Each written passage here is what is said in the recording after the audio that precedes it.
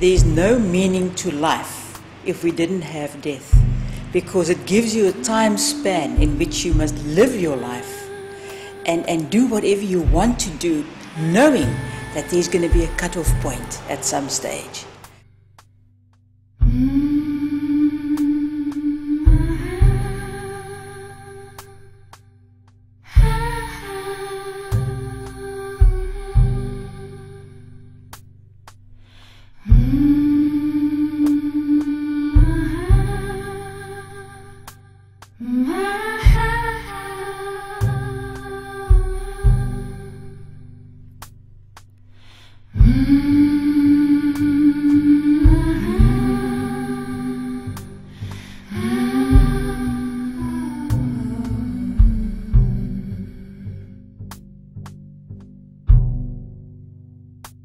It is now that matters.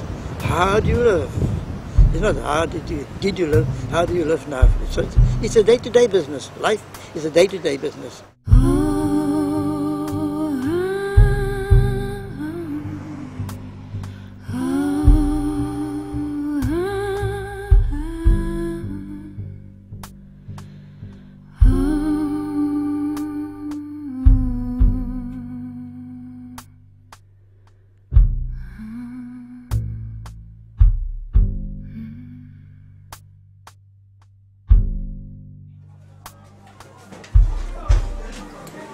I try to make ends meet by selling some few chips to survive. Yes, I do work, but the money I'm getting from the government is, I mean, from where I'm working, is too much little. I sell these smokies for R1.50 a packet to make ends meet. And at the same time, I've got a family. I've got 3 children. I am responsible to feed them. Also, I've got my parents, my father, my mother, my stepmother, my sisters, my brothers, of which they all depend to me to feed them. Now, that is why now sometimes I do sell beers. I'm not sure if it's legal, but I'm trying my best to make sure that at least I have something on the table. I sell these answers.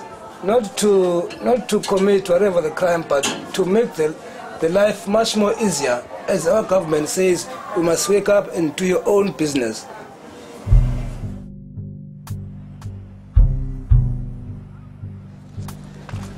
This is my neighborhood, and this is where I stay. I grew up here, and I feel more comfortable being here. What I do is to work closely with other young people, but in years I've started to have some ideas collectively with other young people, whereby we can produce some small or short films about our neighborhood.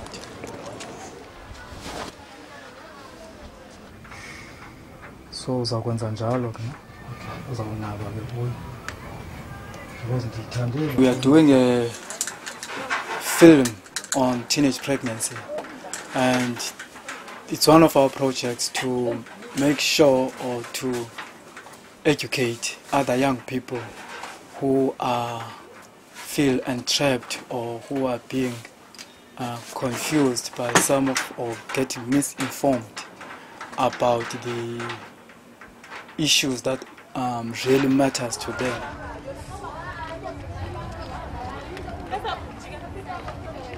Blacks are still staying separate from other color races. We've got blacks in one area, we've got colored people in the other area, we've got white people on the other area. We don't complain. It has been like this since 1994. The wish was to integrate the races so that we could call ourselves a new South Africa. And I guess it's still a new South Africa.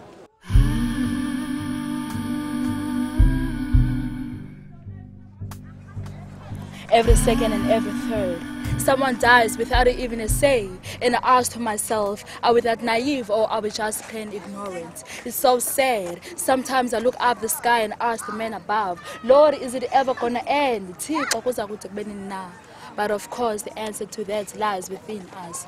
It can change and it can stop.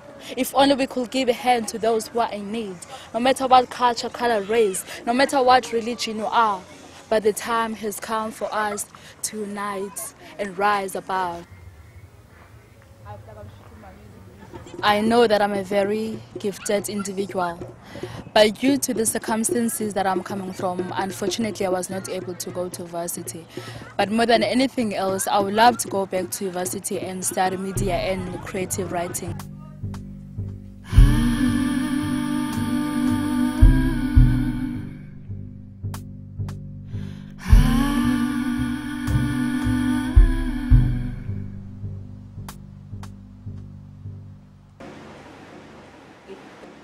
Yesterday, I had to see 3 people, 3 family members died.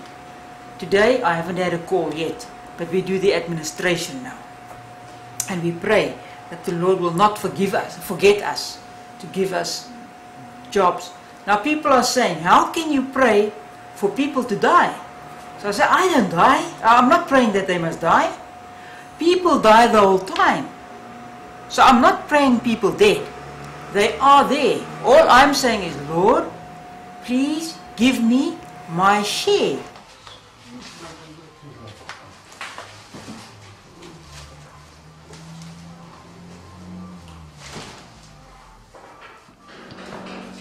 The saddest part of this job is when you have to make a baby coffin. And I feel each child has the right to live a normal, full life, where he at least has to fit into an adult coffin.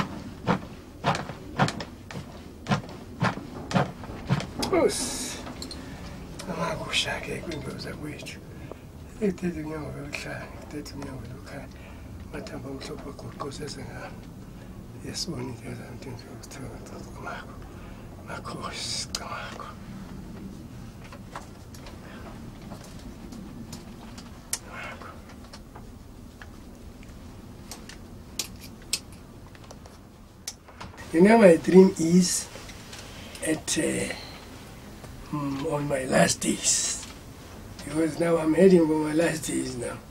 I think I've got only 30 years to live now. So is that to see that the whole world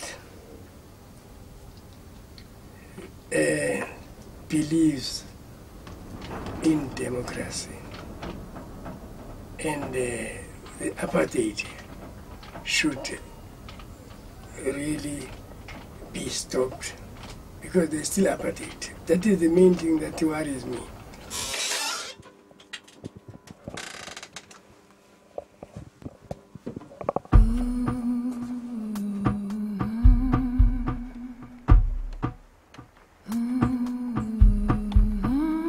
During the apartheid era, when people had to go and apply for their ID books, for their identity documents, some colored people could almost choose to be white, depending on the color of their skin and depending on how straight their hair was. So say, for example, I decided to go and try and apply to be a white person on my identity document. The way that the government decided was through something called a pencil test. Let me demonstrate. They took a pencil and they put it into your hair like this. Okay, so the pencil's in my hair, right? It's not moving. And you shake your hair. I would have passed because the pencil just flew out of my hair, which means that my hair was straight enough to be considered white.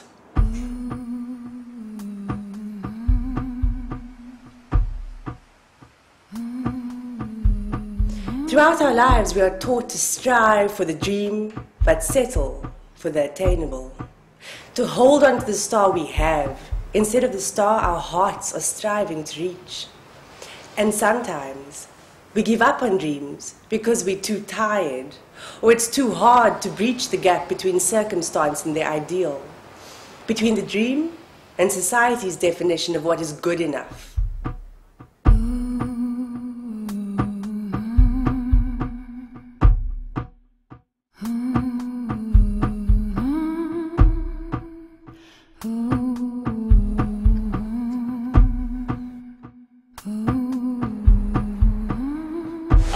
Parkour is not a sport for competing. It's not that you're trying to be better than anyone else. It's more everyone pulls together and it's like a community thing.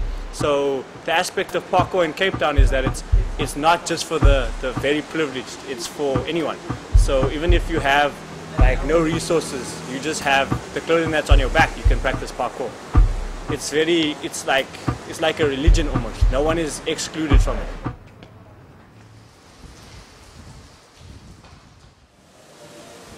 You only have one life, you understand?